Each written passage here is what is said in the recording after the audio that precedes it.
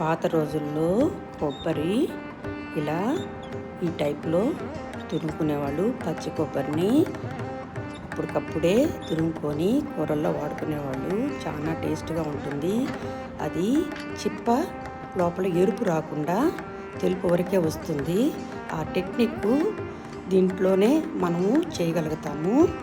దీనికి తురిమేటప్పుడు మన కంట్రోల్లో ఉంటుంది.